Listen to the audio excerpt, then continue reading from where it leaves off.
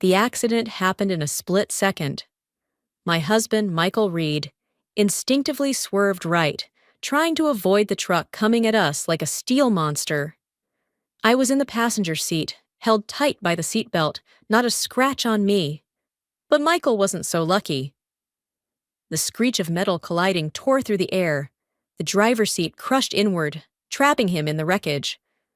Blood soaked through his shirt, dark and thick. I unbuckled my seatbelt, hands shaking, yelling, "Michael, are you okay?" "Wake up!" I held him close, feeling the faint breath from his lips on my face. In a haze of pain, his voice rough and broken, he whispered, "Ashley, don't be scared." My heart stopped. I froze, stunned, my whole body numb. Ashley wasn't me. Ashley was my brother Liam's fiancée. I'm Sarah Bennett, 35 years old. I thought I knew my husband, Michael Reed, 38, co-owner of a tech company. Reliable, attentive, the man I trusted completely. But now, sitting outside the operating room, I held two identical phones in my hands. Same iPhone model, same gray color, same plain black case. One was mounted on the car dashboard, now destroyed in the crash. The other, the rescue team pulled from his shirt pocket and handed to me. This was the first time I learned Michael had two phones. The hospital lights burned my eyes, but I couldn't look away from them. The surgery lasted 5 hours. Michael had serious injuries, broken ribs, damaged lungs, and the doctors said they were doing everything they could. He turned the wheel to protect me, so I wouldn't take the full impact. But the name Ashley, that he called out before blacking out, kept echoing in my head like a broken song stuck on repeat. I'm not someone who jumps to conclusions. But why did Michael have two phones? Why did he call Ashley's name when he thought he was dying? My hands were trembling uncontrollably, as if my fingers no longer belonged to me. I pressed the power button on the secret phone, and the screen lit up in the dim hospital hallway, casting a glow onto my face. My pupils constricted sharply. The lock screen appeared, the silhouette of a graceful woman with long, smooth hair falling to her waist, wearing a short, form-fitting pastel pink dress, trimmed with delicate lace, standing in the glow of the afternoon sun. That outfit was too familiar. I recognized it instantly. It was Ashley Brooks. Ashley, 28, a former close colleague of mine. 6 months ago, I had introduced her to my younger brother, Liam Bennett, at a family party. Now she was my future sister-in-law, with the sparkling engagement ring Liam had been proudly showing off. I lowered my head, staying quiet for a long time, staring at the glossy tile floor beneath me, where my blurred reflections stared back. I was certain. Before Ashley met and fell for Liam, she and Michael had no connection. They'd never met, never spoken. So, what was this? A truth so confusing it made my scalp tingle, like thousands of ants crawling down my spine. I kept breathing deeply, trying to calm the numbness spreading through my body. My mind was in total chaos, thoughts crashing into each other like shards of broken glass. Then suddenly, two vibrations jolted me, cutting through the noise in my head. The screen lit up again. 2 text messages popped up, Ashley's selfie glowing in the icon, her eyes sparkling like she was pouting. First message, "Weren't you supposed to talk to her about the divorce today?" Second message, "Michael, if you still won't decide, I'll marry someone else." Just then, the emergency light above the operating room flicked off, the harsh red glow disappearing, leaving the hallway still and quiet. The doctor removed his mask, sweat on his brow, his voice calm but drained, like he was reading off a familiar medical report. Left tibia shattered, will affect mobility in the future. Brain trauma detected, mild damage, We need to monitor closely for the next few days to prevent complications. His words echoed in my ears from somewhere far away, like they weren't even meant for me. After bowing and thanking the medical team, my voice hoarse, I stood motionless in the hallway, my back against the cold wall, my body feeling weightless. My mind drifted back to the moment before the crash, like a movie playing in slow motion.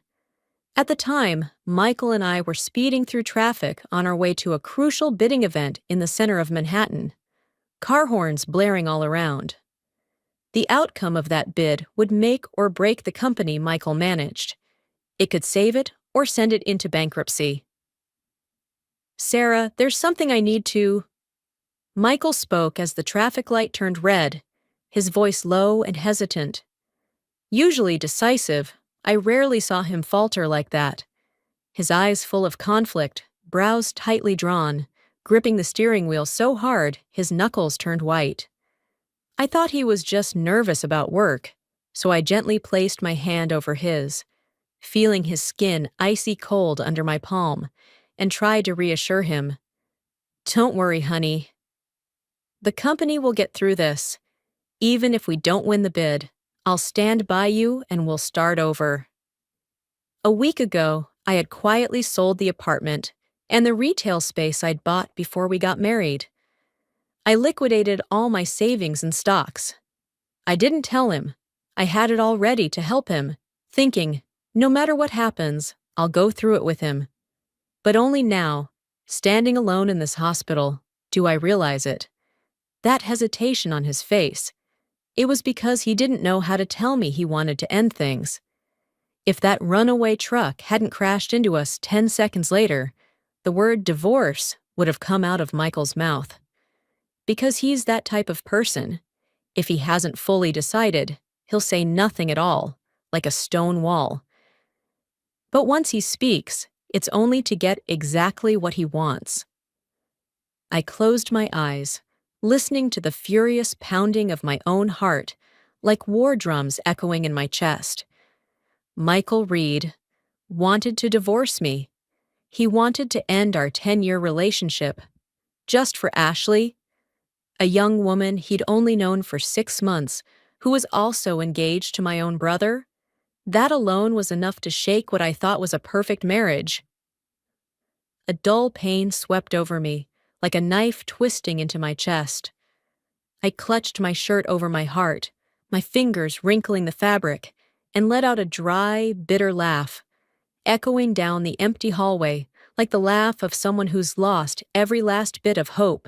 Suddenly, a hand gently tapped my shoulder, the warmth unexpected and startling me. Liam's voice rang out, full of surprise and that familiar worried tone of a younger brother. "Why are you here?" I turned my head slowly, as if my body was being pulled by some invisible string, and met Liam's eyes. From a distance, Ashley was hurrying over, but the moment she saw me, she froze in her tracks, her body slightly unsteady. In the past, every time we met, Ashley would run to hug me enthusiastically, her smile bright and radiant. Now both her hands clutched her cream leather handbag so tightly, her knuckles turned white, her expression stiff, her eyes avoiding mine, staring at the floor instead. I stared at her, stepping forward instinctively. At that moment, a nurse's urgent voice echoed from the hallway, slicing through the tense air. "Family of Michael Reed! The patient is awake." I stood frozen in place, my body stiff, ears ringing from the chaos. "What happened to Michael?" Liam asked, his voice close.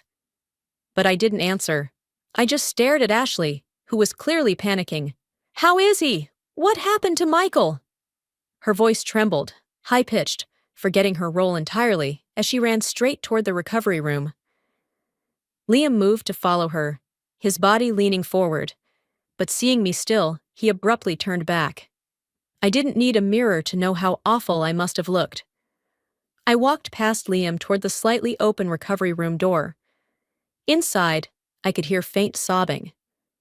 Ashley was slumped at the bedside, her shoulders trembling, her hair covering her face as she cried in broken sobs. Her thin back couldn't hide the way her hand was tightly interlaced with Michael's. their fingers tangled together, their skin touching in an unmistakably intimate way. After surgery, Michael looked so weak he seemed completely drained, his face pale, lips colorless, but his gaze was soft, resting gently on the top of Ashley's head, comforting her in a hoarse voice. "Don't cry. I'm okay." His voice was weak, but filled with tenderness, like soothing a child. I figured this must have been a romantic moment for them. The soft light streaming in from the window, the steady beep of the heart monitor acting like a love story's soundtrack. If only I weren't the one on the outside of it. For the first time, I felt how a person could explode with so many emotions in a single moment. Sour like biting into lemon, cold like a winter gust slicing through skin, furious like wildfire spreading, humiliated like being slapped in front of a crowd. They all blended together in my chest, leaving me paralyzed, not knowing how to react, scream, cry, or just silently walk away. "Why don't you go in?" Liam's voice came from behind, whispering. I jolted, instinctively trying to block his view, but too late. "Michael? Why is he—" Liam froze, then shoved me aside harshly and stormed into the room. "Ashley, why are you crying like this?" He didn't even look at Michael. He immediately rushed to Ashley, who had collapsed on the floor sobbing, and pulled her into his arms, gently stroking her back to comfort her. The room fell into a deadly silence, the air thick and heavy like lead pressing down on our chests. Now there were 4 of us tangled in this, an entangled circle of betrayal and pain. Ashley shrank into herself, wiping her tears with the back of her hand, her face burning red with shame. Michael's eyes were unreadable, his brows tightly furrowed. Then he closed his eyes, as if trying to escape reality. "Liam, take Ashley home," I finally said, regaining my composure and breaking the silence. "Michael just woke up. He needs to rest." I watched Liam help Ashley out of the room, his arm wrapped around her shoulders, while Ashley cast one last frightened glance at me before disappearing behind the door. Standing at the door, I took a long, deep breath, as if trying to gather the last bit of composure left in me. My hands gripped the 2 phones so tightly that my knuckles ached before I finally pushed the door open and walked in. The closer I got to the bed, the clearer I saw Michael's miserable condition. His face swollen, his left arm and leg wrapped in thick white bandages, streaked with patches of dried blood seeping through, his legs suspended by a metal cable, dangling like a broken puppet. When his eyes confirmed I wasn't injured, Michael's gaze lingered on my face for a second, then slowly dropped to my hand, holding the 2 identical phones. "Sarah?" His pale lips parted with difficulty, as if each word had to be dragged from a parched throat, his hoarse voice faint, his eyes showing unmistakable panic. "I'm sorry." Michael's brows furrowed deeply, a crease carving into his forehead, his expression shifting restlessly, his lashes lowering to hide the turmoil underneath. I knew he was debating whether to say the words divorce or not, his mind spinning with calculations, the same way he planned business strategies. Michael and I were alike that way. The more tense the situation, the calmer we appeared on the surface. From the moment I heard he'd regained consciousness to the second I stepped into this room, just a few steps apart, I had already rehearsed how to face this marital crisis, measuring every word, every reaction, determined not to let emotions drag me under. So I didn't interrupt him. I simply stayed silent and moved closer. The moment Michael lifted his head, the muscles in his neck tightened, his eyes locked on mine, exhausted but resolute. And we both spoke at the same time, our voices blending in the heavy air. "Sarah, Ashley is pregnant with my child." His hoarse confession came out like a delayed verdict, his lips pressing tightly shut after the words left him. At the exact same time, I said, "The doctor said you might live with permanent complications." The room fell into dead silence. Michael stared blankly at his immobilized leg, his gaze stuck on the thick layers of bandage, pain and torment flickering in his eyes. His mouth opened slightly, as if to speak, but no words came. And right then, at the worst possible time, I suddenly realized something I had missed. It wasn't that complicated. Michael had never liked children. He would always frown at the sound of a baby crying, yet last week he agreed to watch a reality show about parenting with me on TV. The kids on that show were screaming and running wild across the screen, but he wasn't irritated, didn't complain like usual. Instead, he watched with quiet fascination. His eyes lit up, following every movement of those children. A faint smile curved his lips, his gaze soft, his face gentler than I'd ever seen, as if he were imagining something far away. I had teased him playfully. "You never watched these shows before. You always said kids are annoying." Michael gave me a quick glance, his smile stiffening instantly.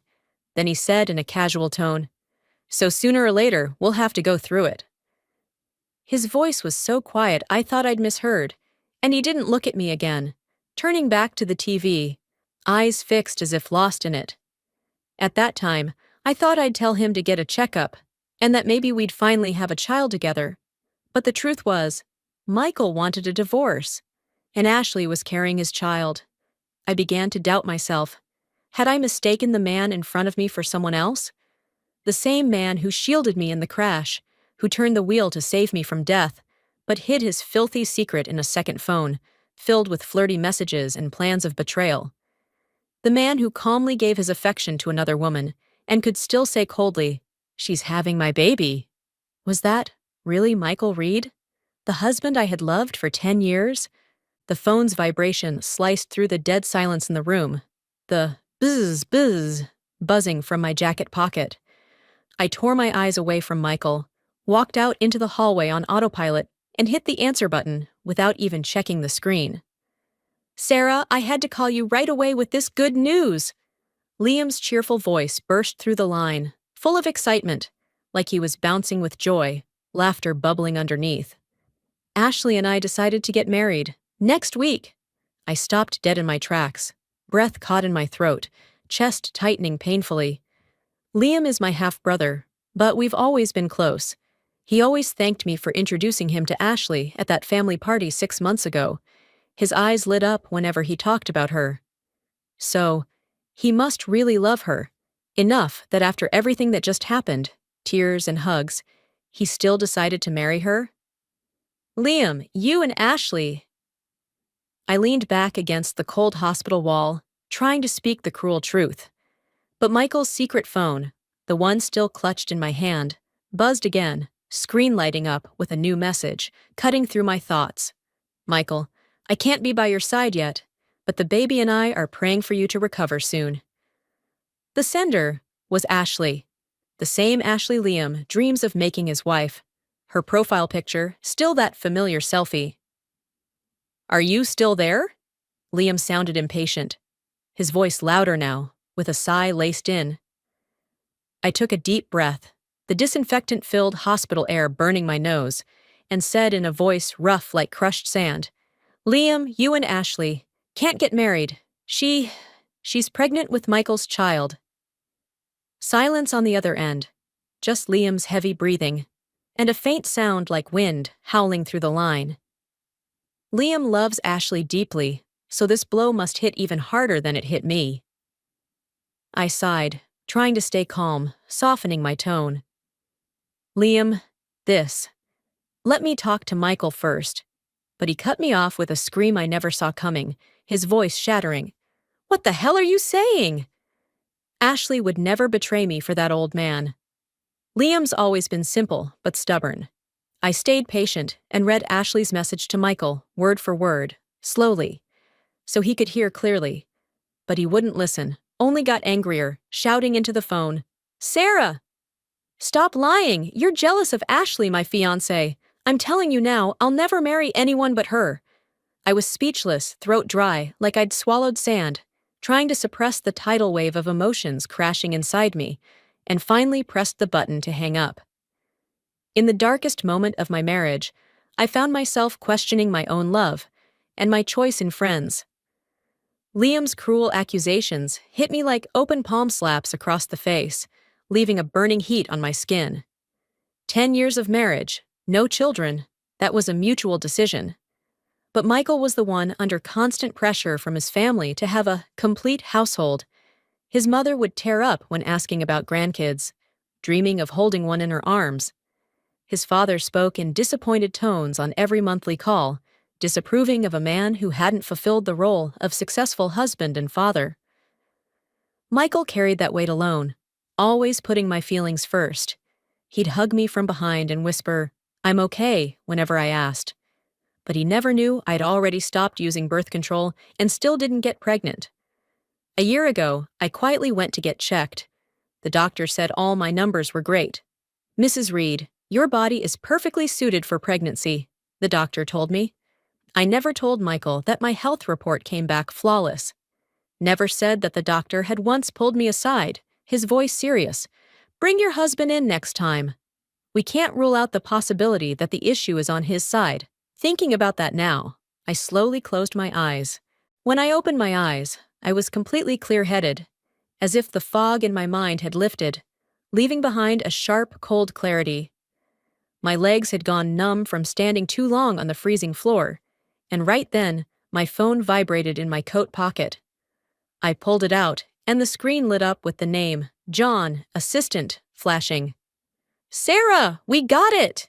John's voice exploded through the speaker, filled with excitement like he was jumping up and down in the office. "The Manhattan bid, we nailed it! This contract is going to save the whole company." It was the same major bidding we were rushing to before the crash. After the accident, when the ambulance took us to the hospital, I'd called John. Not mentioning the crash, just quickly said, "Michael and I won't make it. You lead the team." I had anticipated this result. The proposal was written by me. Every figure, every line of planning dissected and reworked by me, and I'd run the team through dozens of dry runs in the boardroom. I let out a breath.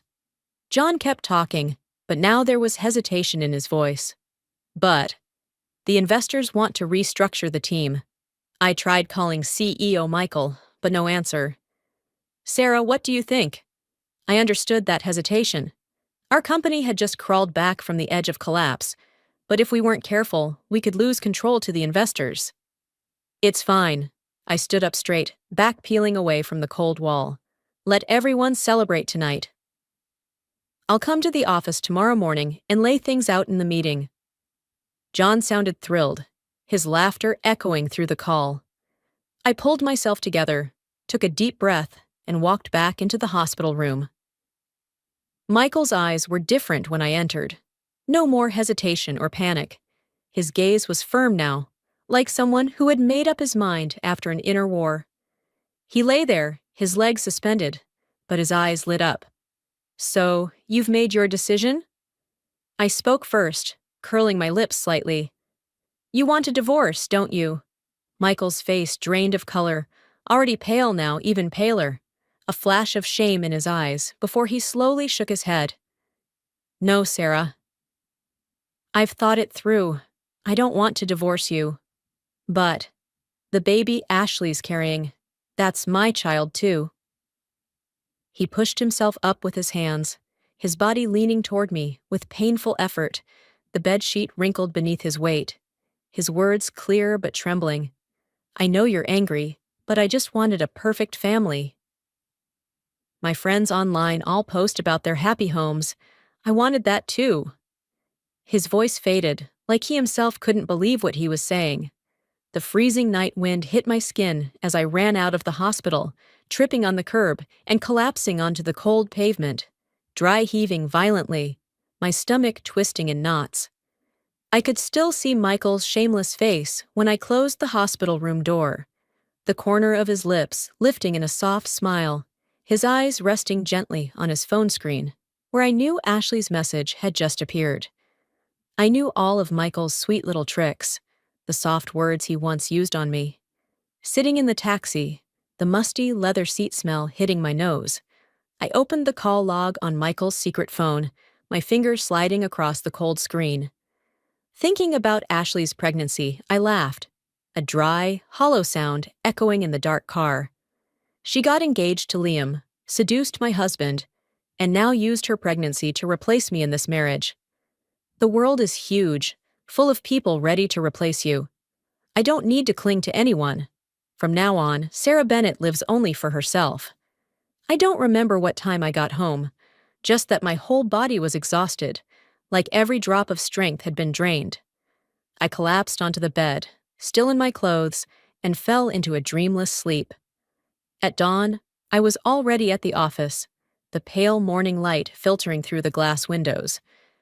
I met with partners with a professional smile, sat through meetings all day, pen moving nonstop on my notebook, my voice calm, like nothing had happened.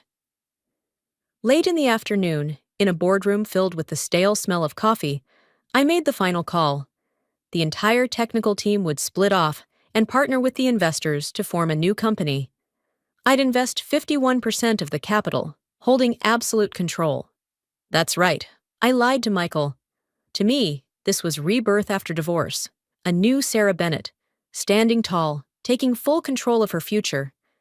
For him, it was the beginning of the end, because technology was the soul of the company, the bloodline of the projects Michael once proudly claimed.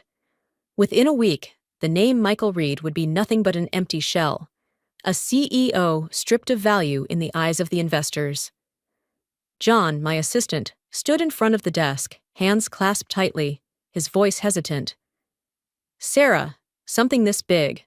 Shouldn't we discuss it with CEO Michael first?" I glanced at him. A few years ago, this company was run solely by Michael. He stood under all the spotlights, while I, after spending time at a major corporation to gain experience, came back here as deputy director, quietly building the strategies. The senior employees respected me. I saw it in the subtle nods of their heads when I presented plans. But they still backed Michael. They didn't know this company was co-funded by Michael and me, 50-50, before we got married. Our prenup stated clearly, if we divorced, the one at fault would have to compensate half their shares to avoid harming the company. Michael should have been prepared. Before he cheated. Before he hid that second phone in his coat pocket. But he wasn't prepared at all. I saw that clearly in his hesitation, in the way his lips stayed tightly pressed, unable to say the words divorce when I confronted him in the hospital room. Because divorcing me meant losing control. But so what? He wanted to use the company as leverage in our marriage negotiations, so I'd make sure that leverage crumbled beneath him. What did Michael's future have to do with me, a betrayed wife, standing here with a shattered heart but a sharper mind than ever? When it was done, I grabbed my car keys and left the office. I drove back to the hospital, curious to see what kind of mutual solution Michael was about to propose. I just needed a little more time. 1 week would be enough to finish it all. The hospital room door was slightly ajar. A sweet, high-pitched laugh rang out like wind chimes. I tilted my head, eyes narrowing, and saw two figures tangled together in the dark, their lips locked in a lingering kiss, her hand resting lightly on his chest. I stepped back, quietly pulling the door shut for them. Turning around, I froze. Liam was standing nearby, just a few steps away, his gaze hollow, staring at me, unblinking. The bright eyes I once knew now looked like two deep black holes. I quickly glanced at the now closed door, walked toward him, my voice dropping low. "Why are you here?" Liam rushed forward, breaking into sobs, his voice choked like a child's. "Sarah, help me. Tell Ashley not to be with Michael, not to leave me, please?" His hand gripped my arm so tightly it hurt. "You love her that much?" I frowned, stepping half a pace back, looking at my little brother. He stood there, shoulders shaking, hair messy, his wrist wrapped in bandages. A mix of exhaustion and curiosity rose inside me. "Even though she's pregnant with Michael's child?" Liam's voice cracked, completely falling apart. I really love Ashley." I sighed, chest heavy, but instead of giving useless advice, I chose to respect him. "I'll talk to Michael." I didn't promise anything, but I wouldn't let my brother drown in this either. Michael was lying in his hospital bed, helpless, a CEO with a leg in traction, dependent on meds and doctors and long naps to recover. I had more than enough ways to make sure he received no company updates for a full week. Soon, the hospital room door opened, and Ashley walked out, a smudge of red lipstick still on the corner of her lips, her eyes gleaming but defiant as they landed on me and Liam. Said everything that needed saying. What else do you want from me? She snapped, lifting her chin, arms crossed, then glanced over at Liam, awkwardly standing behind me. I broke up with Liam. If that's why you came, don't bother. Michael's waiting for me. I raised my eyebrows, a cold smile curling on my lips, hands in the pockets of my coat. Michael didn't tell you he might be in a wheelchair for life? Ashley froze, her arms falling limp at her sides, lips tightening like she was trying to swallow what I'd just said. Leaving Ashley standing there, I half-dragged, half-supported Liam into the car, gave the driver the address, then called Michael's mother. Michael has a child with someone else, but doesn't want to divorce me. Do you have any way to talk sense into him? I said it straight. His mother was silent on the other end, only letting out a heavy sigh before abruptly hanging up. I exhaled, my chest lighter. Since his parents never liked me, I knew this would get handled quickly. 10 minutes later, I returned to the hospital, pushed open the room door, and Ashley's sweet perfume still lingered in the air like a mocking reminder. Why the hell would you tell my mother? Michael roared from the hospital bed, his voice echoing in irritation. I frowned, my nose wrinkling at the scent, and turned to leave, stepping toward the door. Sarah, come back! Michael slammed his hand on the bed, then lowered his voice, trying to sound gentle. Why would you tell her? You know I love you. Afraid I wouldn't believe him, Michael immediately slipped into his usual appeasing mode. His eyes shone with fake emotion, lips curling into that familiar smile, hand reaching out as if to pull me closer. He lowered his voice, pretending intimacy like he was whispering a secret. Sarah, you have to believe me. I only ever wanted to spend my life with you. He paused, then skillfully shifted the narrative. I know Ashley pissed you off. Just think of her as a surrogate. Once the baby's born, I'll never see her again, okay? I sucked in a cold breath, the air slicing into my lungs like a blade, and suddenly turned on him. I couldn't wait another minute, the rage in my chest igniting like wildfire. Michael, do you even know what shame is? I stormed toward him, throwing the secret phone onto the floor, its screen lighting up with Ashley's photo, living proof. This is the love you're talking about? My voice rose, trembling with fury.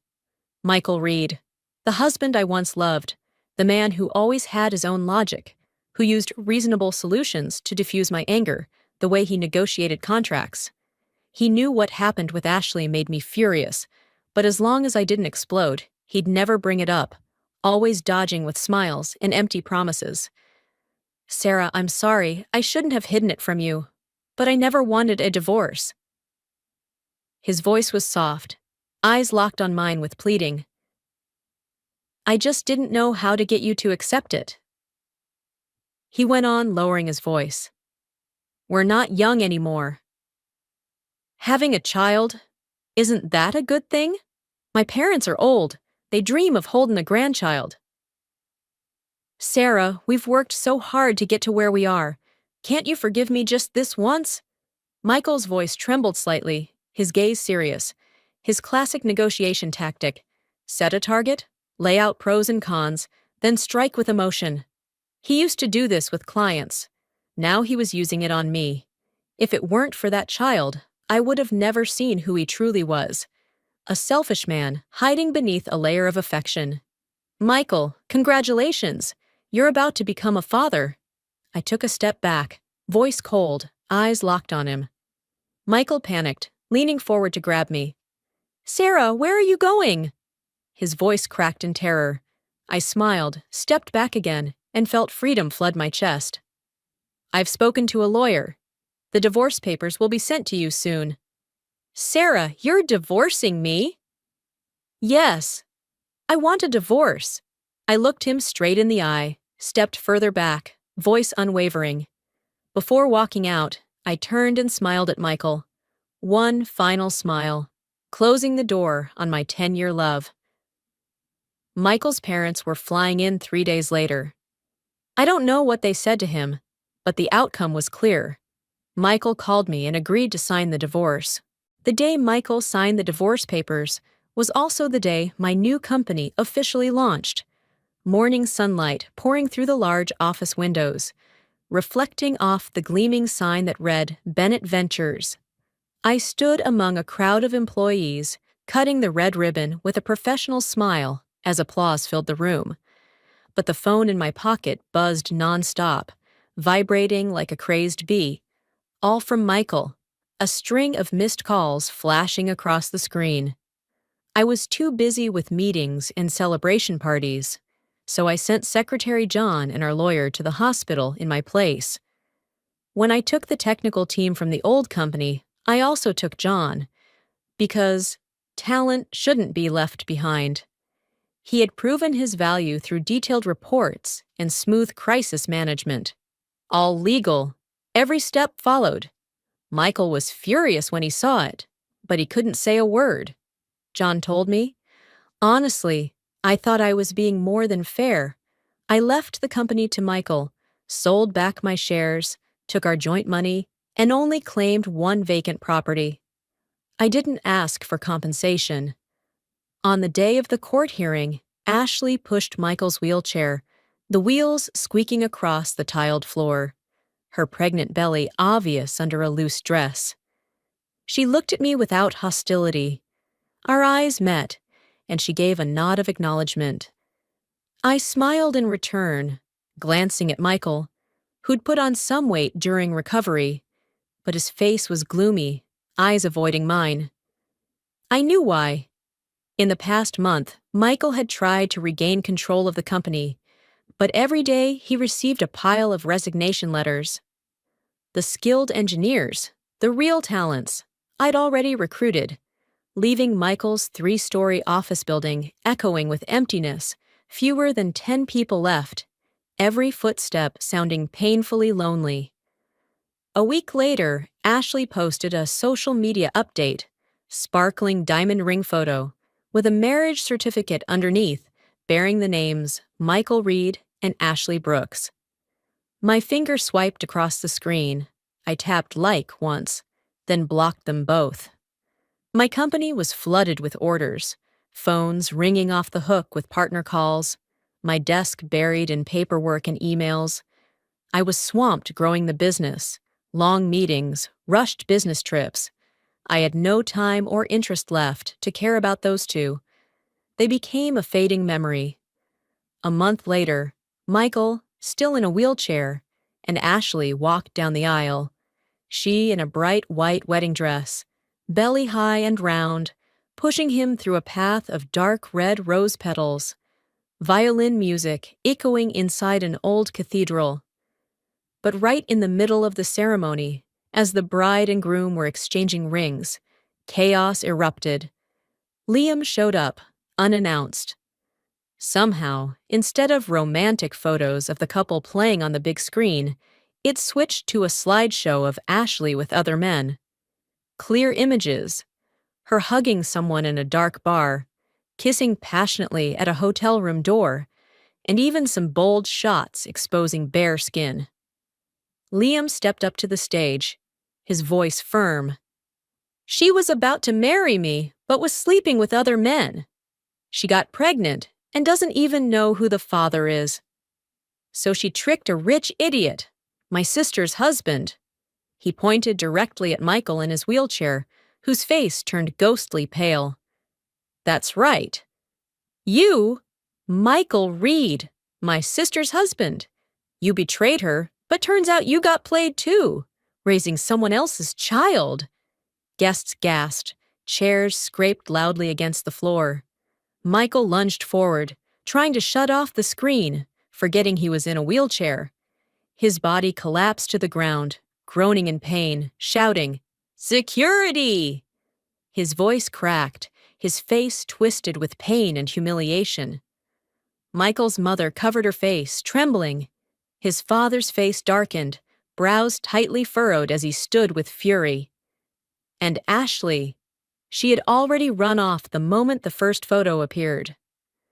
Before security could arrive, Liam bolted out of the hall, footsteps pounding, yelling one final line that echoed through the space. "Michael! Wishing you both everlasting love. Though I do wonder, whose baby is it, really?" Secretary John recorded the whole thing and sent me the video. I watched it over and over on my screen, and what surprised me most was Liam, the same boy who once loved blindly, choosing such a clean, ruthless revenge, leaving utter chaos behind for those who betrayed us. After the chaos at the wedding, Michael had Ashley take a paternity test. The results came back a few days later. He wasn't the father. Ashley, with her belly growing by the day, disappeared from his life after that, leaving behind a cold, empty space. And Michael, the man who once prided himself on rational plans, was now just a shadow of who he used to be, pushing his wheelchair through the empty halls of a company that no longer echoed with life. As for me, Sarah Bennett, I am now the CEO of Bennett Ventures, standing on the top floor of an office that overlooks the bustling city, my desk piled high with contracts and fresh ideas. I no longer carry the weight of the past. It has faded like morning mist, leaving behind a vast space of freedom. Each morning, I wake in a new home, the same house I once left empty, now filled with books and greenery, making myself a steaming cup of coffee, breathing in the crisp morning air from the balcony. The company is thriving, the team filled with laughter and energy during meetings, and I, with a soft smile on my face, lead them through major projects, no longer haunted by betrayal or pain. A new beginning where the wounds slowly heal, where I've learned how to fly without needing anyone to hold me up. And along that journey, I've come to realize that sometimes letting go isn't about losing. It's about finding yourself again, in the gentle peace of waking up alone in the morning, smiling back at the face in the mirror that finally feels like home. Turns out, the best home security system isn't from ADT. It's watching your husband have a complete meltdown when he finds one camera and realizes there might be 23 more. Spoiler alert, there were only 18. But why ruin his panic with accuracy? I'm Marin, and let me paint you a picture. Tuesday morning, October 7th, I'm sitting in the Starbucks on Route 59, because where else does a suburban wife go to watch her marriage implode? Sipping a venti caramel macchiato that cost more than my therapist's copay. Which is ironic, because this coffee is doing more for my mental health than 6 months of, and how does that make you feel, ever did. My divorce attorney, Patricia Landry, a woman who charges $450 an hour and is worth every penny, unlike my husband, sits across from me, occasionally glancing at my screen and making notes on her legal pad with the kind of satisfied smile that says she's already calculating her boat upgrade.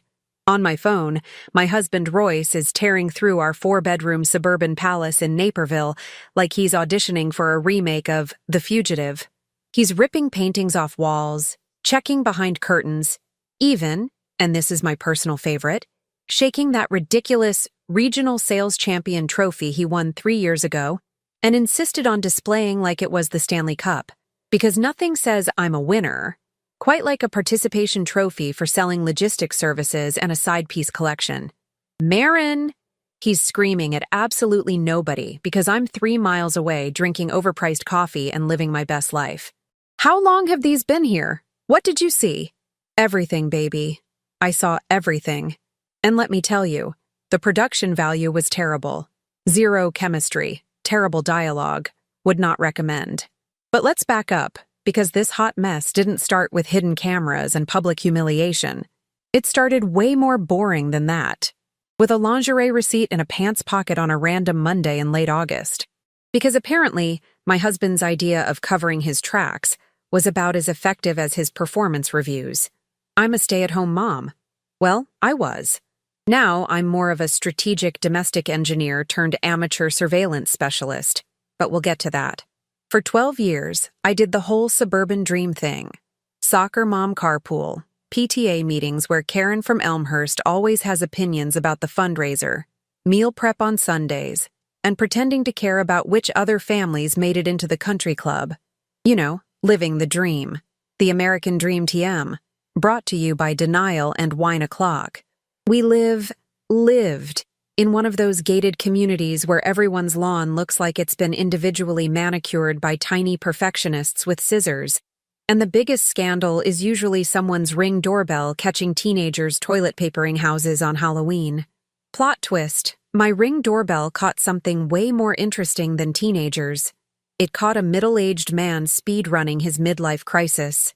Royce and I got married youngish. I was 26, he was 29, and popped out 2 kids in quick succession because that's what you do when you're in love and stupid. Tessa's 10 now, all attitude and eye rolls, training to be a professional preteen. Cleo's 7, still believes in Santa, and thinks I'm the coolest person alive. At least someone does. 1 out of 3 ain't bad.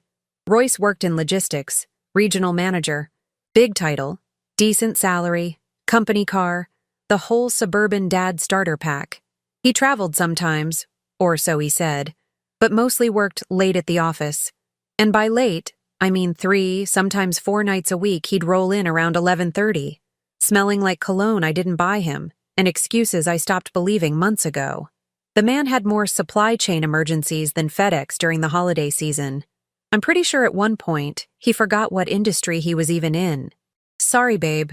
Had to handle a critical shipment situation. Sir, you manage regional accounts from a desk. The only thing you're shipping is lies. I'm not stupid.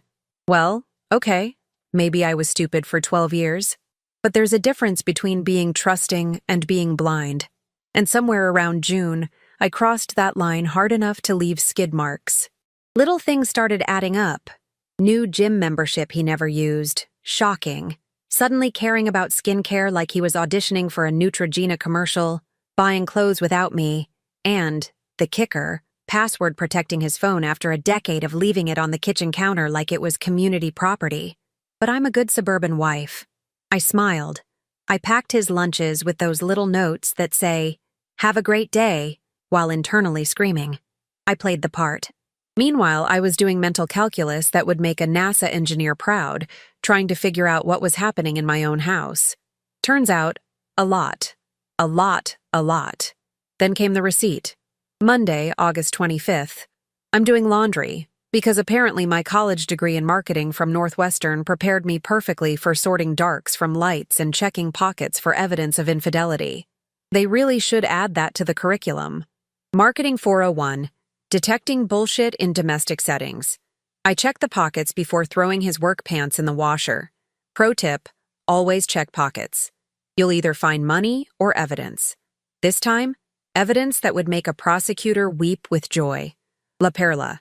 You know, that lingerie brand where a single bra costs more than my monthly grocery budget and makes Victoria's Secret look like a dollar store. Receipt dated August 23rd. Saturday. The Saturday he said he was at the office catching up on quarterly reports. Right. Because nothing says quarterly reports like a lingerie boutique in Oak Brook. Item, black lace teddy. Size, XS. I'm a size medium on a good day. Large if I've been stress-eating Girl Scout cookies, which I had been, because something about your marriage falling apart makes thin mints taste like therapy. XS is code for definitely not your wife. XS is what you buy for someone who survives on kale smoothies and delusion. I stood there in my laundry room, the same laundry room where I'd folded this man's underwear for over a decade, the same laundry room where I'd scrubbed out stains I didn't want to think about, holding a receipt for lingerie I'd never seen, in a size I'd never wear, purchased on a day he'd lied about. And I thought, so this is what rock bottom looks like.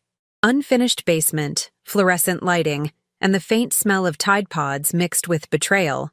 Most women would have confronted their husband right there.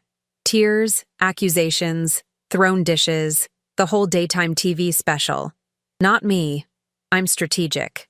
My dad used to say, "Marin, you're the kind of person who'd plan a picnic during a hurricane and somehow make it work." He meant it as a compliment. Turns out, it also applies to revenge. So I made a plan. A beautiful, terrible, legally sound plan. September 1st, Labor Day, which felt cosmically appropriate for the amount of work I was about to put in, I drove to Best Buy with Cleo. Told her we were getting supplies for her school project. Technically true. The school project was How Daddy Destroyed Our Family, a multimedia presentation. She got an A. Just kidding. She doesn't know yet. But when she does, easy A. I bought 18 mini wireless cameras, the kind that connect to your phone, have night vision, motion detection, and are small enough to hide literally anywhere. God bless America and their tech section. This is why we won the Cold War. The pimply teenager working the tech section tried to upsell me on the 19-camera bundle. You get one free, he said, gesturing at a display like he was offering me the deal of a lifetime. Trust me, I told him, loading my cart like I was preparing for the apocalypse. 18 is plenty for what I'm planning. He looked confused, probably thought I was paranoid about burglars. Sweet summer child. The call was coming from inside the house. I didn't elaborate. Some things suburban moms don't explain to teenagers at Best Buy, like how I was about to turn my home into the world's most depressing reality show. Over the next week, I installed those cameras like I was preparing for a home invasion, which, in a way, I was, just from the inside. Behind the living room painting of the Chicago skyline Royce's mother gave us as a wedding present. Ironic, since she's about to hate me. Inside the decorative vase in the kitchen that held fake flowers because I killed real ones, much like Royce was killing our marriage. On the bookshelf in his home office, tucked behind the business books he bought to look smart but never read, The 7 Habits of Highly Effective People. Guess infidelity wasn't one of them. In the master bedroom, camouflaged in the smoke detector, because if anything was on fire, it was this marriage. Even inside the mouth of that stupid trophy. Regional sales champion. Champion of what exactly? Adultery? Every room, every angle, every corner of our supposedly happy home. I became a surveillance expert. NSA would have been impressed. Then I waited, and watched, and collected footage that would make a reality TV producer weep with joy and quit their job out of jealousy because they could never script something this good. 3 weeks of footage. 21 days of my husband turning our home into his personal bachelor pad while I played chauffeur to dance classes and helped with homework. You know, living the dream. The nightmare dream. The American nightmare TM. The first week, I almost convinced myself I was paranoid. Maybe the receipt was a gift for me he hadn't given yet. Maybe his late nights really were work emergencies. Maybe I was just a suspicious wife with too much time and a Best Buy credit card burning a hole in my purse. Maybe pigs could fly, and my mother-in-law would finally admit I make a decent pot roast. Then Tuesday, September 9th happened, and reality hit me like a Target shopping cart pushed by an angry toddler. I was at Target, because where else would a suburban mom be at 2 in the afternoon? Living the high life, comparing Greek yogurt brands like it was a life-or-death decision. Chobani or Phage? The eternal question. Certainly more important than my crumbling marriage, right? My phone buzzed, motion detected in the living room. I clicked the notification, expecting to see our cat, Mr. Whiskers, knocking something over like the tiny anarchist he is. Instead, I saw my husband, at 2:15 on a Tuesday, when he was supposed to be in a critical meeting with the distribution center in Rockford. Rockford. That's 2 hours away. Yet there he was, in our living room, approximately 0 hours away from making the worst decision of his life. He wasn't alone. The woman with him was blonde, petite, definitely XS lingerie size, called it, and wearing yoga pants so tight they looked painted on. You know the type. Looks like she drinks green juice for breakfast and calls it self-care while ruining other people's lives. Namaste, homewrecker. They were on my couch. My cream-colored couch from Pottery Barn that I specifically chose because it was family-friendly and stain-resistant. Well, it was about to get tested in ways the manufacturer definitely didn't intend. I should write them a review. Great for kids and infidelity. 5 stars. I stood there in the yogurt aisle, watching my marriage disintegrate in real time on a 5-inch screen. And here's the thing nobody tells you about catching your spouse cheating.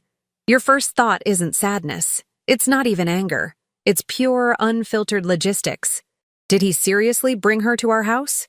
Where our children sleep? Where we have family photos on every wall? Is he trying to get caught, or is he just that stupid? Spoiler. He was that stupid. A woman pushing a cart past me said, "Excuse me, hun, you're blocking the Chobani." Of course I was blocking the Chobani. My entire life was blocking the Chobani. "Sorry," I mumbled, moving aside like a well-trained suburban zombie. I bought the yogurt. Greek. Phage. 0% fat, because apparently I was trying to be healthy while my life fell apart. Drove home in a daze, mentally calculating how much this divorce was going to cost him. Spoiler alert, a lot.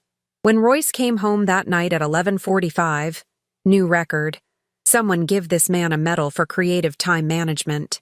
I was in bed, pretending to sleep, iPad hidden under my pillow, still watching footage from earlier, just replaying the hits, really marinating in the betrayal. "Hey babe," he whispered, kissing my forehead like he was husband of the year. "Sorry I'm late. Supply chain nightmare. The audacity. The audacity. The sheer, unmitigated, weaponized audacity of this man. Sir, the only supply chain nightmare here is you supplying lies and I'm the one having nightmares." I mumbled something incoherent and turned over. He showered, washing off evidence, how thoughtful, really considerate, and climbed into bed like he hadn't spent the afternoon violating every wedding vow we'd made at that overpriced venue in Oak Brook that cost more than a small car. But it got worse. So much worse. Because apparently, my husband wasn't just a cheater, he was an overachiever. September 18th, Thursday. I'm at Tessa's parent-teacher conference, where her teacher, Mrs. Morrison, tells me my daughter is academically gifted but socially challenging, which is teacher code for, "Your kid's smart but kind of mean to other kids." Wonder where she gets that from. Definitely not from her father, who's winning awards in meanness. Another notification hits my phone. Living room, motion detected, 4:30 p.m. I excused myself, claimed I needed to take an urgent call, which was true, just not the kind of call Mrs. Morrison was imagining, and stepped into the school hallway that smelled like floor wax and crushed dreams. Pulled up the camera feed. Royce again. Punctual guy. Really committed to his schedule. But different woman this time. This one I recognized immediately. Dark hair, expensive highlights that probably cost more than my grocery budget, that superior smirk I'd seen across countless family dinners. Simone, my sister-in-law, married to Royce's brother Marcus for 8 years. Mother of 2 boys, Theo and Liam. PTA president. Volunteers at the church food drive. Has a live, laugh, love sign in her kitchen and quotes Bible verses on Facebook like she's auditioning for a Christian lifestyle brand. Turns out, the only thing she loves more than Jesus is my husband. And the only scripture she follows is, "Thou shalt covet thy brother-in-law." They were drinking wine. My wine. The good bottle of Pinot Noir I'd been saving from our Napa trip 2 years ago. The trip where Royce complained the entire time about the cost. $400 for wine, Marin? Really? Yes, Royce. Really. And now you're drinking it with your brother's wife. Hope it tastes like betrayal and regret. I watched Simone laugh at something Royce said, touch his arm, lean in closer. The intimate body language of 2 people who'd done this before. Many times before. They had a whole routine, probably had inside jokes, maybe even a song. My brain did that thing where it catalogs everything at once. Every family barbecue where she'd hugged me and called me sister. Every Christmas where we'd exchanged gifts. She got me a candle last year. Blessed, it said. How appropriate. Every time she'd said, "We're so lucky to have you in the family." With that smile that I'd thought was genuine, but now realized was probably just smug superiority. The woman who told me last Thanksgiving that marriage is sacred was apparently treating sacred like a suggestion, not a commandment. More like a guideline. A loose framework. Marriage is sacred until it's inconvenient, I guess. Mrs. Morrison poked her head into the hallway. "Mrs. T-Bowl, everything okay?" "Just perfect," I said, sliding my phone into my purse with the calm of someone who'd just witnessed a car crash in slow motion. My husband's having an affair with his brother's wife in our living room, and my 10-year-old apparently needs to work on her empathy skills. So, typical Thursday, really hitting all the suburban mom bingo squares today. Her face went pale. What? Nothing. Sorry. Yes, I'll talk to Tessa about being nicer to the other students. Empathy. Got it. Ironic, really, since her father has the empathy of a parking meter. Can I get that reading list you mentioned? I got the reading list. Drove home. Made dinner.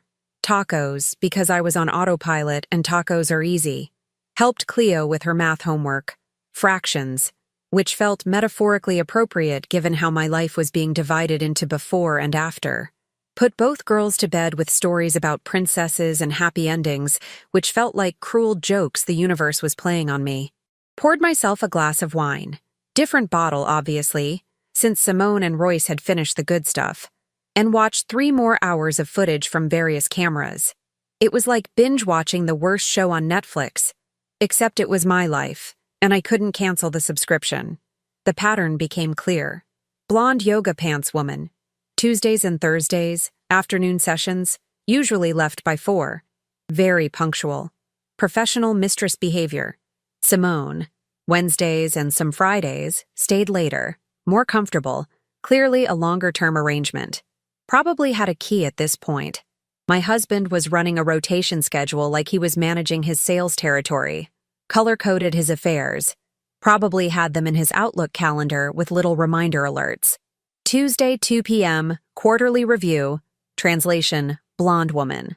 Wednesday, 3 p.m., strategic planning, translation, your sister-in-law.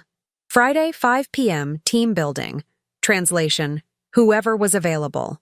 The man who couldn't remember our anniversary was somehow managing a multi-affair operation with the efficiency of a Fortune 500 company. Incredible. Give this man a TED Talk. I started recognizing details that made everything worse. Simone used our master bathroom. I could see her coming out of it, fixing her lipstick in my mirror. The audacity. Blonde woman always left through the back door, like she was sneaking out of a heist movie. Very cloak and dagger. Very, I'm definitely not ruining a family right now. Royce would spray air freshener after they left, light the vanilla candle I kept on the mantle, erase the evidence like he was dismantling a crime scene. CSI. Suburban Betrayal. Coming this fall to CBS. The kicker? Friday, September 26th. I'm loading the dishwasher after dinner. Royce is working late again. What a shock. Someone alert the media. When Tessa asks, Mom, why does Dad's friend keep coming over? My hand froze on a plate. Time stopped. The universe paused. What friend, sweetie? The blonde lady. I saw her leaving when you picked me up from Emma's house last week. She was coming out of our driveway, looked nervous, walked really fast. Cleo piped up from the table, where she was coloring what appeared to be a very angry princess. Daddy said she was a work colleague. He said not to mention it because you get stressed about his work stuff. Oh.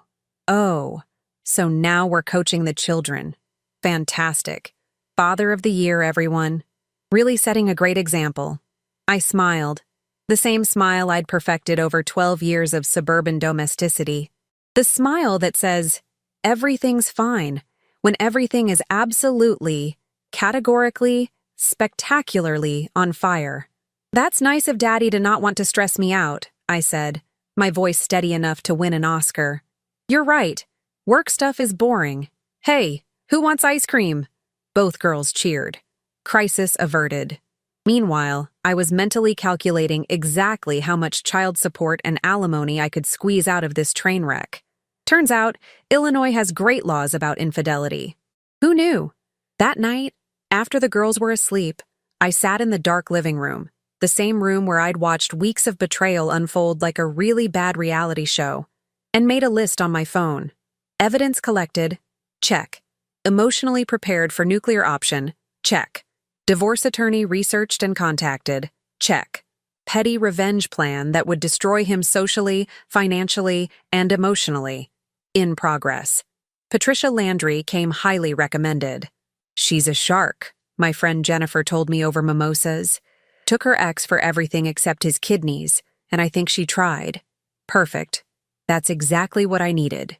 A shark, with legal credentials, 3 consultations, 1 retainer payment that made my eye twitch, and several very productive conversations later. I had a strategy, but I needed one more thing: timing. Because revenge is a dish best served with perfect timing and a side of public humiliation, I needed Royce to find 1 camera. Just 1. Because watching a cheater discover he's been caught is good. Watching a cheater discover he's been caught but not knowing the full extent of his exposure? That's art. That's poetry. That's justice with a bow on top. So I waited. Adjusted 1 camera to make it slightly more visible. Just a tiny red light, barely noticeable unless you were looking for it. But he'd be looking for it. And Tuesday, October 7th, I made sure he'd be looking for it. I texted him at noon. Coming home early today. Need to talk about something important. Then I drove to Starbucks, met Patricia, ordered my overpriced coffee that was cheaper than therapy and more effective, opened the app on my phone, and watched the show begin. Best $12 I ever spent. Watching Royce panic was better than anything Netflix could offer. Better than any true crime documentary. Better than reality TV. This was premium content, and I had front row seats. He found the camera at 2:47 p.m. I know the exact time because I was watching the timestamp on my phone while Patricia reviewed her notes about asset division and custody arrangements. She had color-coded tabs. I loved her. Simone had just left. Wednesday schedule, right on time, very professional. And Royce was doing his usual cleanup routine. Spraying Febreze like he worked for their marketing department. Fluffing couch pillows with the dedication of a hotel housekeeper. Checking for evidence like he was dismantling a crime scene. Really thorough. If only he put this much effort into our marriage. He walked past our wedding photo on the mantle. The one where we both looked young and stupid and in love. Emphasis on stupid. And that's when he saw it. The tiny red blinking light behind the frame. His face went through 5 stages of grief in under 10 seconds. Confusion, recognition, panic, terror. And finally, my personal favorite, complete psychological breakdown. It was like watching a time-lapse of a man realizing his entire life is about to implode. Beautiful. Poetic. Chef's kiss. No. No, no, no, no, no. He grabbed the frame, yanked it off the wall like it personally offended him. And there it was. Camera number 7, in all its wireless glory, staring back at him like a tiny electronic judge and jury. He dropped the frame. Glass shattered everywhere. Very dramatic. Very soap opera. I half expected a commercial break. Then he did exactly what I predicted he'd do, because cheaters are nothing if not predictable. He started searching for more. "Marin!" he screamed at the empty house like I was hiding in a closet waiting to jump out. "How long have these been here?" I took a sip of my macchiato. Savored it. This moment deserved to be appreciated. Patricia glanced at my screen and raised an eyebrow in what I can only describe as professional admiration mixed with mild concern. "He's spiraling," she observed, making another note with her expensive pen. "Probably cost more than the cameras. This helps us. Consciousness of guilt. Keep recording." Oh, I was recording. All 18 cameras were recording. The beautiful thing about a panicked cheater is they forget to be smart. Not that Royce was ever particularly smart, but panic really brings out the worst in people. Or the best, depending on your perspective. Royce was tearing through the house like a man possessed, finding cameras I'd planted like the world's worst Easter eggs. Except instead of candy, he was finding evidence of his own terrible life choices. Kitchen vase. Found it. Looked personally betrayed by a fake flower arrangement. Bookshelf in his office. Found it. Knocked over 3 books he'd never read. The irony. Bedroom smoke detector. Found it. Had to get a chair to reach it. Very dedicated. Each discovery made him more frantic. By the time he found the one in his trophy, had to shake it really hard, almost broke it, would have been poetic if it shattered. He was genuinely hyperventilating. Like, medical emergency level breathing. Should I call 911? Nah. "What did you see?" he shouted at camera number 12. which was still recording from the living room corner, capturing his complete meltdown in beautiful high definition. "Marin, if you're watching this," I laughed. Couldn't help it. Patricia gave me a look that said, "Professional composure, please." But even she was fighting a smile. Her lips were doing that thing where you're trying really hard not to laugh, but your face is betraying you. My phone buzzed. Text from Royce. "Where are you? We need to talk. Now." The entitlement. Even while panicking, still trying to give orders. "Sir, you lost ordering privileges approximately 3 affairs ago." I typed back, "At Starbucks. Why? Everything okay?" 3 dots appeared. Disappeared. Appeared again. The dots of a man trying to figure out how to dig himself out of a hole when he's already hit bedrock. Finally, "Come home, please." "Give me an hour," I replied. Traffic. There was no traffic. I was 8 minutes away. But I wanted him to marinate in his panic for a while longer. Let him find a few more cameras. Let him wonder exactly how much footage I had. Let him sweat. Literally. The man was sweating through his shirt. You could see it on camera. Gorgeous. Patricia closed her folder with the satisfaction of someone who knows they're about to win big. "You're enjoying this too much. Is that legally problematic?" "No, just observing. Professionally." She paused. "Off the record? This is the most organized evidence collection I've seen in 15 years of divorce law. You could teach a class. Surveillance 101. When your husband's a walking red flag." "I'd take that class," she said, and I believed her. She pulled out another document, because this woman came prepared like she was going to war. "So we've established adultery with evidence. The fact that one party is his brother's wife adds complexity to the family dynamics but strengthens your position. Illinois is a no-fault divorce state, but this level of betrayal, especially the sister-in-law situation, plays well if we need it for custody or asset division. Judges are human. They have feelings about this kind of thing. I want the house," I said, non-negotiable, "and primary custody. He can have supervised visitation until the girls are old enough to decide for themselves, which, based on Tessa's personality, will be immediately, and she'll choose me." "The cameras are legal," Patricia continued, like she was checking boxes on a winning lottery ticket. "Illinois is a one-party consent state for recording in your own home. You own the house jointly, you had reasonable suspicion of infidelity, and you didn't record audio in areas with expectation of privacy like bathrooms. We're solid. Fort Knox solid. I was very careful about that," I said, "because I'm petty, not a pervert. There's a line. No bathroom cameras. I have standards." She smiled. Actually smiled. Patricia Landry, destroyer of bad husbands, smiled at me. "I like you, Marin. Most of my clients are either too emotional or too vindictive. You're strategic. That's refreshing. You're like a chess player who's been planning this checkmate for weeks. 12 years of managing a household and 2 kids," I said. "You learn to plan ahead. Also, I'm really good at Tetris. Same skill set." My phone buzzed again. "Royce, please come home. I can explain everything." I showed Patricia the text. She photographed it with her phone faster than a tourist at the Grand Canyon. "Evidence of admission. Keep him talking. Don't engage emotionally. Let him dig his own grave." "Oh, I'm going to hand him the shovel," I said, "and maybe a headstone. Pre-engraved. Here lies Royce Thibault. He chose poorly." But here's where things got interesting. While I was watching Royce destroy our living room looking for cameras like he was on a deranged scavenger hunt, another notification popped up. Email. From Marcus. Subject line. "We need to talk about Simone." I opened it, read it twice.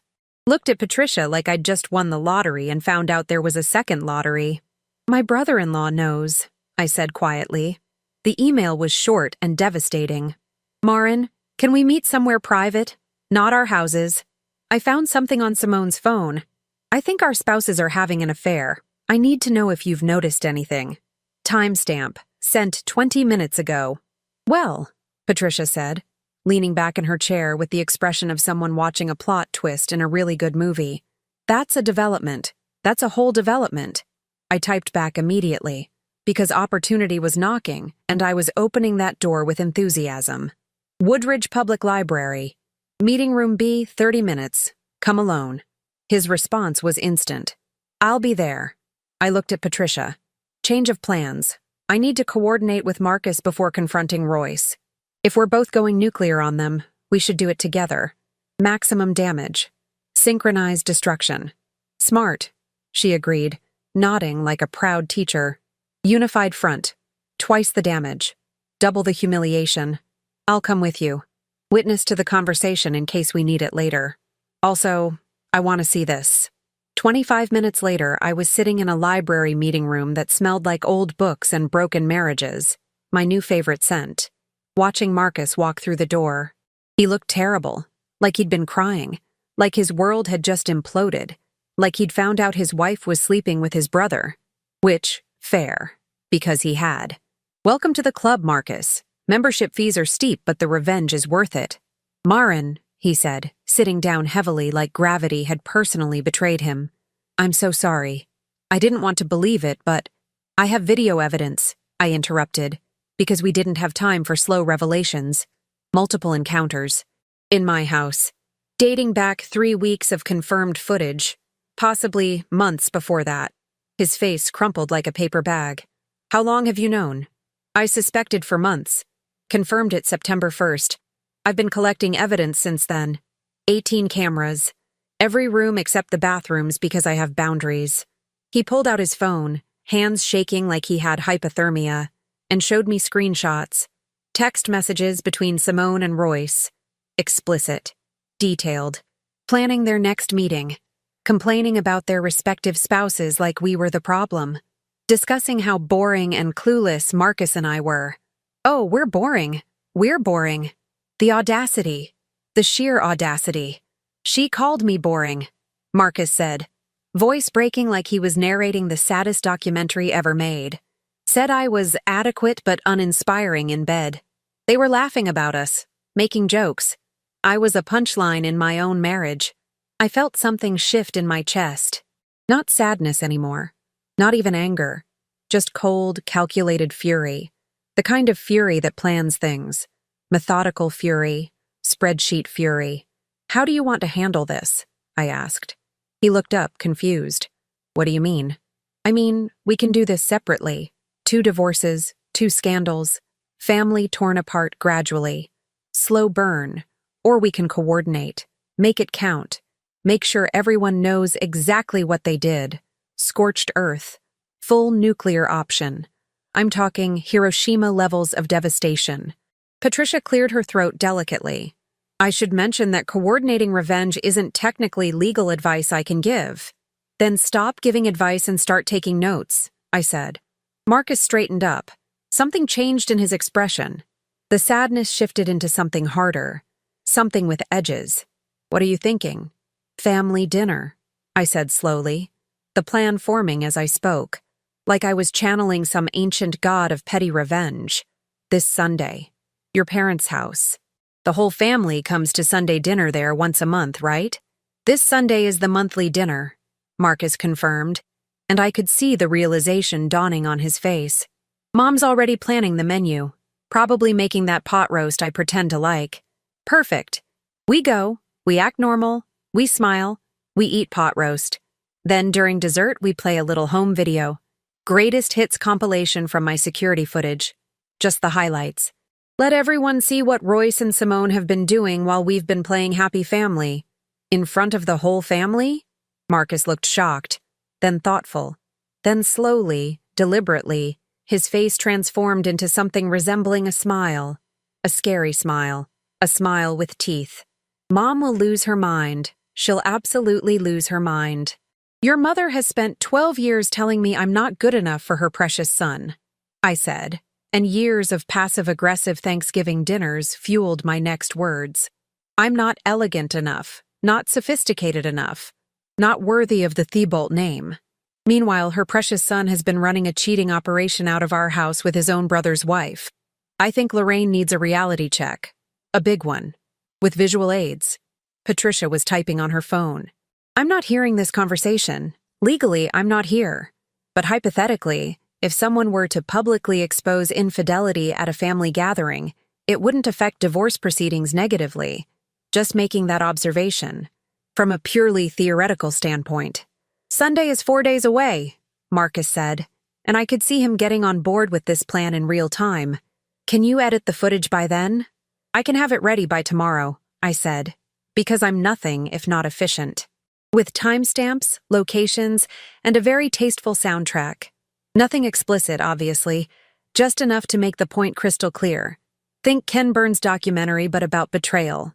I'll bring the projector, Marcus said, and we shook hands like we were signing a treaty. Tell them I want to show family photos. Mom loves that stuff. She'll cry. She always cries at family photos. She'll cry at these too, I said. Different reasons. An alliance formed in a library meeting room between two betrayed spouses who were done being the punchline of someone else's joke. This was poetic. This was beautiful. This was going to be spectacular. Patricia stood up, gathering her things. I'm going to pretend this meeting was about custody arrangements. Carry on with your completely legal and not at all coordinated plan that I definitely didn't hear. I drove home. Royce's car was in the driveway. He was sitting on the front steps, head in his hands, looking like his life was ending. It was. I parked, grabbed my purse, and walked up the driveway with the calm confidence of someone who held all the cards, knew exactly how to play them, and was about to win the whole game. Hi, honey, I said cheerfully, like I'd just come back from a normal afternoon of errands. You wanted to talk? Royce looked up at me with red-rimmed eyes, and for a split second, I almost felt bad for him. Almost. Then I remembered the excess lingerie receipt and the feeling passed. Funny how that works. Marin, he started, voice all wobbly and pathetic. Save it, I said, walking past him into the house like he was a piece of lawn furniture I barely noticed. We'll talk inside. The neighbors don't need a show. Yet. The show was coming Sunday. But he didn't need to know that. Anticipation makes everything better. He followed me into the kitchen like a kicked puppy. A puppy who'd been cheating on his puppy wife with 2 other puppies. Actually, that metaphor got weird. Moving on. I set my purse on the counter, poured myself a glass of water, staying hydrated during emotional warfare is important, and turned to face him with the calm demeanor of someone who'd spent 3 weeks preparing for this exact moment. I was ready. I was Meryl Streep. I was Daniel Day-Lewis. I was acting. How many cameras are there? He asked, voice hoarse from all that earlier screaming. Does it matter? Marin, please, I can explain.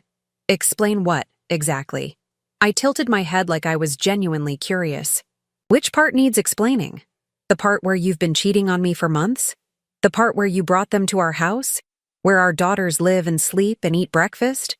Or the part where one of them is your brother's wife? I'm just trying to understand which piece of this dumpster fire you think has a reasonable explanation. He flinched like I'd slapped him. Good. Emotional damage. You know about Simone. I know about everything, Royce. That's what cameras do.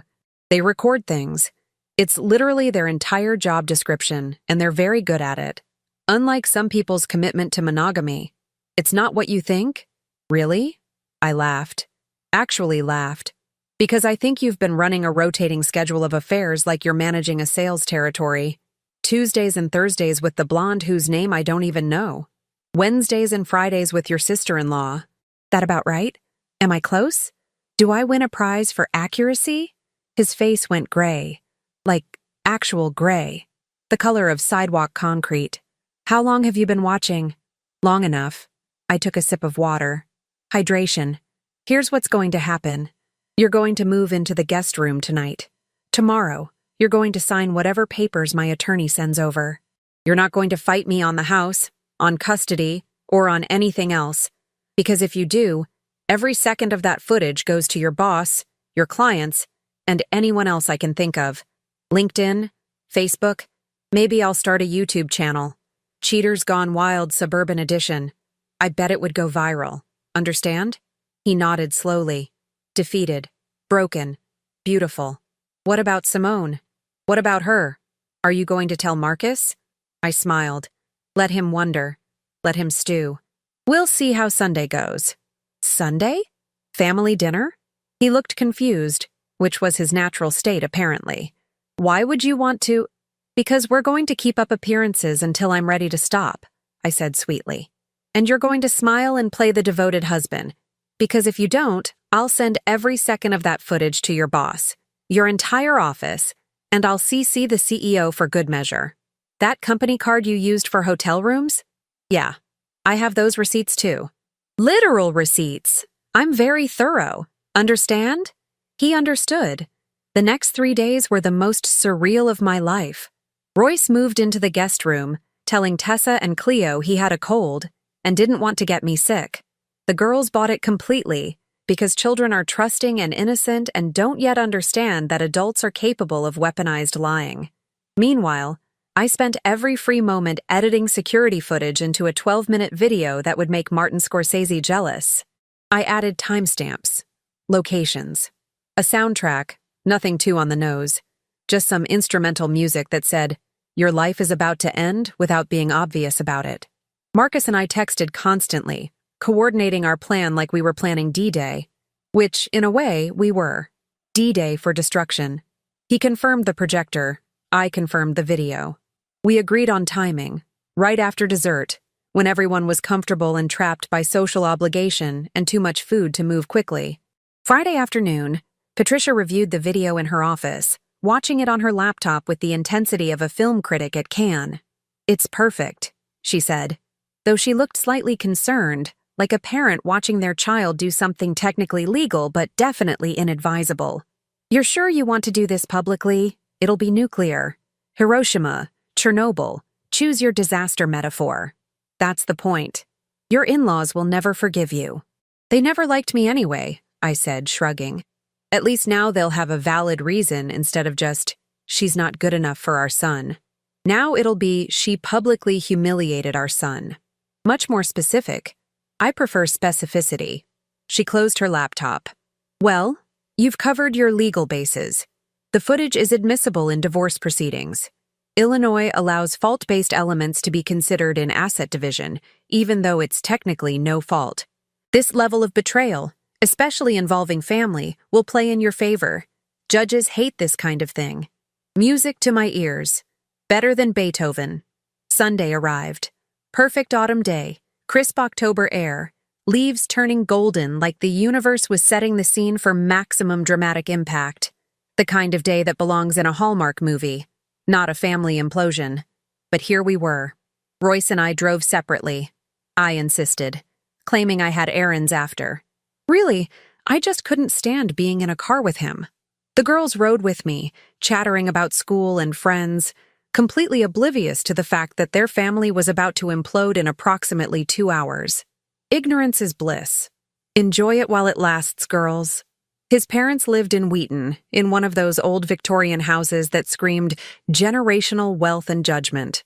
His mother, Lorraine, never Mom, always Lorraine, because God forbid we be informal, answered the door wearing pearls and disappointment. Her usual outfit. "Marin," she said, voice cool enough to refrigerate food. "You're late." "Traffic," I lied smoothly. We were 3 minutes late. 3 minutes. Where should I put this pie? I'd brought apple pie from Costco. Store-bought. I knew it would irritate her. Small victories matter. Death by 1,000 tiny passive-aggressive cuts. I'd learned from the master, after all. The whole family was there. Marcus and Simone with their boys, Theo and Liam. Royce's younger sister, Petra, with her husband and toddler, who was currently screaming about something toddler-related. His father, Hugh, already halfway through his first scotch, which honestly seemed like a reasonable life choice. 16 people total, gathered in the formal dining room that probably cost more than my first car and my second car combined. Simone smiled at me across the table, that fake, saccharine smile she always used. The smile of someone who thinks they're getting away with something. "Marin, you look tired. Everything okay?" Oh, Simone. Sweet, stupid Simone. "Everything's perfect," I said, matching her energy with the precision of a sniper. "Never better, actually. Life is just wonderful. How are you? How's everything with you and Marcus?" Her smile faltered for just a second. "Good. We're great. Just great. Marcus caught my eye, gave me the tiniest nod. Game on, let's do this.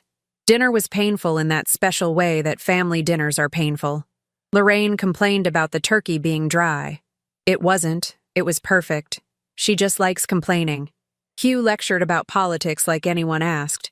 Petra talked about her toddler's developmental milestones like he was curing cancer instead of just learning to use a spoon. Royce sat next to me, pushing food around his plate, barely speaking, looking like a man at his own funeral. Accurate. Simone, on the other hand, was chatty. Extra chatty. Almost manic. She kept touching Marcus's arm, calling him honey, with the enthusiasm of a game show host, overcompensating so hard it was embarrassing to watch.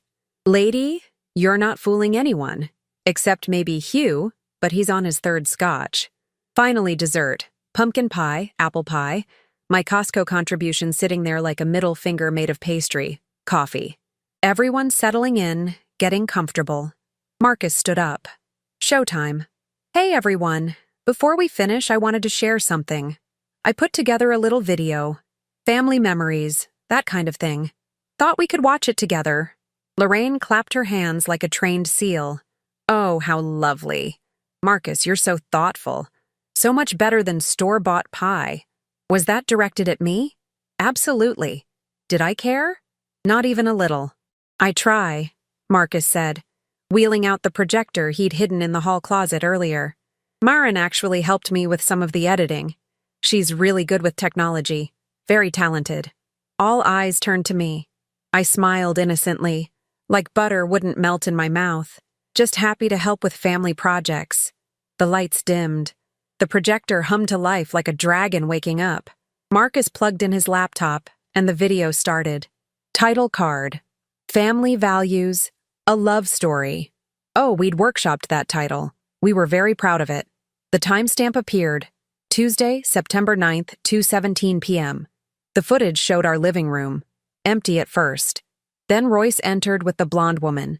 They sat on the couch, started kissing. Lorraine gasped like someone had stabbed her. What is this? What are we watching? Keep watching, Mom, Marcus said, voice ice cold. Colder than her usual demeanor. It gets better. The video cut to another timestamp.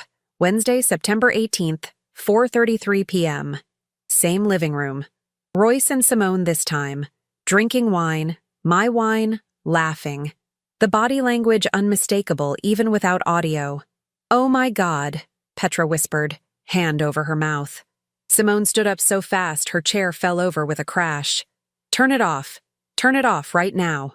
Not yet, Marcus said calmly. We're just getting to the good part. The character development is really strong in the second act. The video continued. Multiple timestamps. Multiple encounters. Nothing explicit. I'd cut it carefully. We're not animals. But absolutely damning. The intimacy. The familiarity. The betrayal captured in glorious high definition. Every touch. Every laugh. Every moment of them thinking they'd gotten away with it. Royce tried to stand. Dad, I can explain. Sit down, Hugh said, voice like thunder. Like God himself was disappointed. Watch what you've done. Watch all of it. The video ended with a final title card. Footage courtesy of Maren's home security system. Recorded September-October 2024. 18 cameras. 0 regrets. Silence. Complete, absolute, beautiful silence. The kind of silence that happens before an explosion. Then Lorraine turned to me, face contorted with fury, pearls practically vibrating with rage. You recorded them? In your own house? That's illegal. That's an invasion of privacy. That's... Actually, I said calmly, like I was discussing the weather. Illinois is a one-party consent state. My house, my cameras, completely legal. My attorney confirmed it.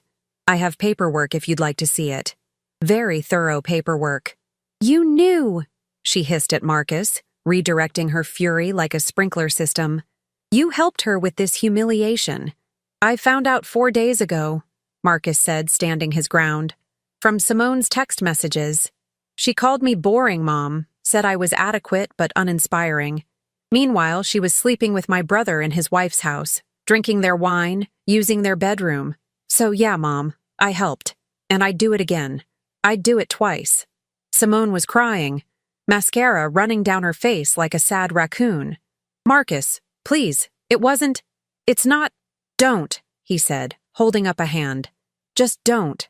The boys are going to my parents' house tonight. You're not coming. We'll figure out custody later. But right now, you need to leave. This is insane. Simone looked around for support, found none. Everyone was staring at her like she'd grown a second head. Lorraine, Hugh, please. This is a misunderstanding. This is a misunderstanding. I laughed. Actually laughed. Couldn't help it. You were sleeping with your husband's brother, in my house, while I was at PTA meetings listening to Karen from Elmhurst complain about fundraiser logistics. That's not a misunderstanding. That's a choice. Multiple choices. A whole series of choices. Royce finally spoke. Mom, Dad, I'm sorry. I never meant for any of this to get out, Hugh said quietly. Quietly was worse than yelling. Both of you, Royce, Simone, get out of my house. Now. Dad. Now. Not quiet anymore. They left. Simone sobbing, Royce pale and silent like a ghost. The door slammed behind them with the finality of a coffin closing. Lorraine turned to me, eyes blazing with enough fury to power a small city. You've destroyed this family. No, I said, standing up, gathering my purse, channeling every ounce of dignity I had. They destroyed it. I just provided the evidence, the documentation, the visual aids. I'm just the messenger. Don't shoot the messenger. You're cruel. I'm honest, I corrected. There's a difference. Girls, get your coats. We're going home. Tessa and Cleo, who'd been watching everything with wide eyes like they were at a really interesting movie, scrambled to follow me. They'd have questions later. So many questions. But right now, we were leaving. As we walked out, Marcus caught my arm. Thank you, he whispered. Thank you, I replied. In the car, Cleo asked from the back seat, Mom, what just happened? Grown-up problems, baby, I said, starting the engine. But everything's going to be okay, I promise. Better than okay. And for the first time in months, I actually believed it. 6 months later, I'm sitting on my back porch, my porch, in my house, because the divorce settlement gave me everything I asked for and then some. Watching Tessa and Cleo play in the yard, and I'm thinking about how much can change when you stop accepting the narrative someone else writes for you. Plot twist. You get to write your own ending. Who knew? The divorce was finalized in March. Quick, clean, and absolutely brutal for Royce. Turns out, when you have video evidence of sustained infidelity involving a family member, judges aren't particularly sympathetic to your requests for equal asset division. They're especially unsympathetic when you also use the company card for affair hotels. That really sealed the deal. I got the house, obviously. 70% of our savings, which felt fair considering I'd managed them while he was managing his affair schedule. His entire 401k because Illinois judges don't love cheaters. Primary custody of the girls, because Tessa literally told the judge, I want to live with Mom, Dad's kind of a mess right now. Out of the mouths of babes. And child support that makes my accountant smile every month, which is saying something because accountants don't smile easily. Royce got a 1-bedroom apartment in Bolingbrook. You know, the place where dreams go to die, and supervised visitation every other weekend. Last I heard, he's working at a different logistics company making about 40% less than before. Turns out, his old employer wasn't thrilled about the whole company card for personal hotels situation. Something about misuse of corporate resources and violation of ethics policy. Who could have predicted that consequences would happen?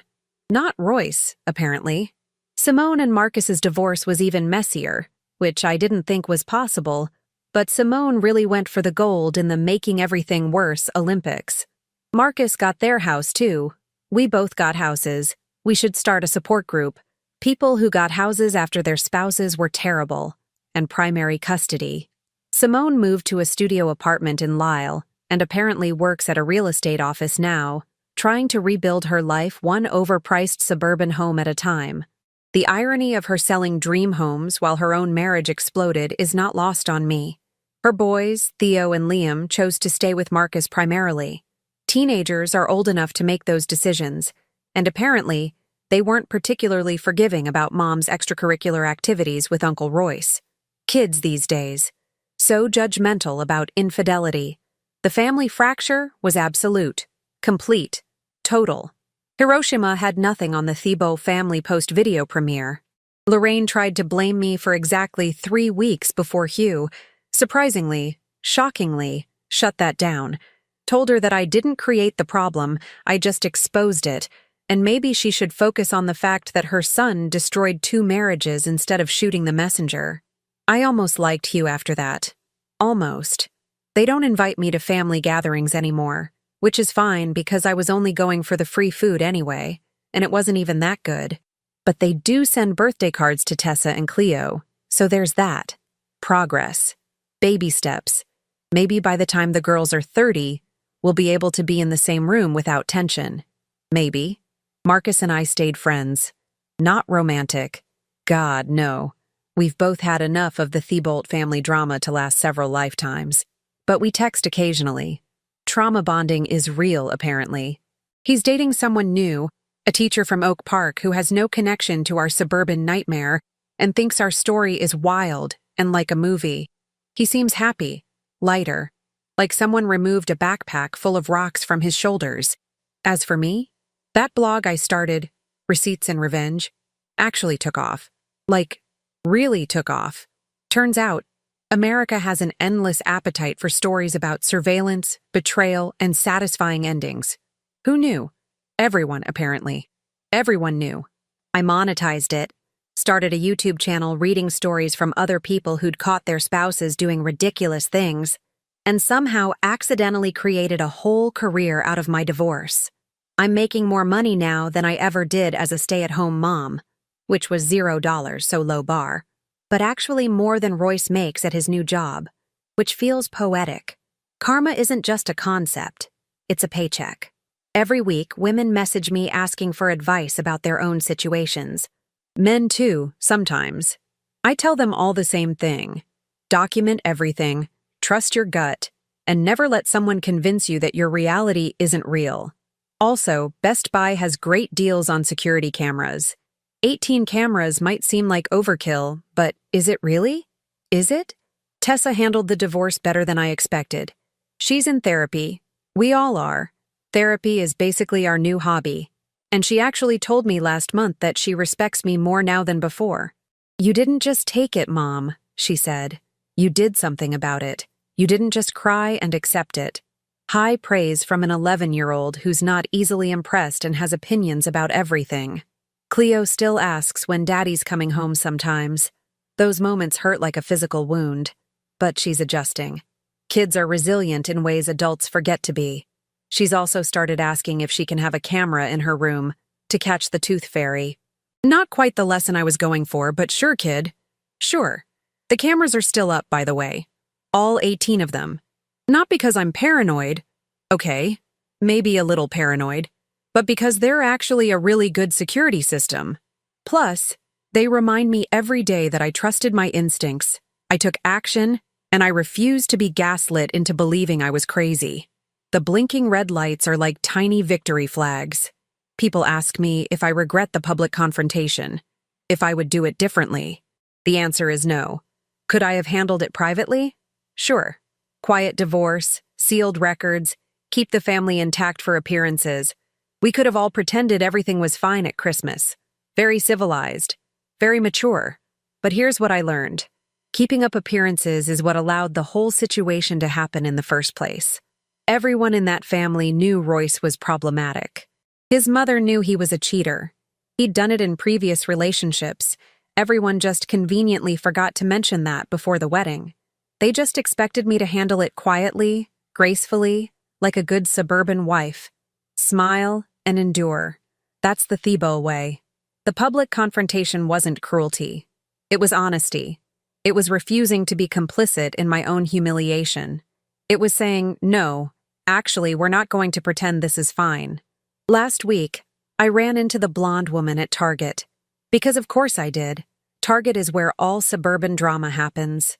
Recognized her immediately, even though we'd never officially met. She saw me, froze like a deer in headlights, then tried to hide behind a display of throw pillows. Like throw pillows would save her. I walked right up to her because I'm not 17 anymore and I don't do awkward avoidance. Hey, quick question. Did he ever tell you he was married? She went pale. Legitimately pale. I didn't know about you until later, I swear. I ended it as soon as I found out. When did you find out? When he called me, panicking, said his wife had been recording everything. He was freaking out. That's when I realized, yeah. I nodded. Interesting. Okay, thanks for the honesty. I'm really sorry, she added quietly, looking at her shoes like they were fascinating. I wouldn't have, if I'd known. I believe you, I said. And weirdly, I did. She seemed genuine. He's really good at lying. Trust me, I had 12 years of practice not catching on. You had no chance. She left. I bought my groceries. The world kept turning. Life went on. Here's the thing about betrayal. It changes you fundamentally, but you get to choose how. It can make you bitter, suspicious, closed off, unable to trust anyone ever again. Or it can make you stronger, smarter, more aware of your own worth and what you won't tolerate. I chose option 2. Highly recommend. My life now isn't what I planned at 26 when I married Royce with stars in my eyes and stupidity in my heart. It's not the suburban dream with the perfect family and the white picket fence and the golden retriever. But it's honest. It's mine. And nobody's writing the script except me. I'm the director now. Executive producer. Lead actress. The whole production. Tessa just scored a goal in the backyard soccer game she's playing with Cleo. She's laughing, triumphant, completely present in this moment. That's what I'm building now. Not a performance. Not an image for the neighbors, just a real life, with real problems, real solutions, and real joy. Messy and imperfect and mine. They say what happens at home stays at home. But honey, that was before Ring cameras became everyone's favorite marriage counselor. And before women like me decided we were done being silent about what happens behind closed doors. That was before 18 wireless cameras and a YouTube channel. The truth might hurt. But secrets hurt more. And staying silent? That hurts most of all. I'm done with secrets. Done with silence. Done with accepting less than I deserve. And honestly, I've never been happier. Turns out the best revenge isn't just living well. It's living honestly, loudly, and on your own terms. And maybe installing a really good security system.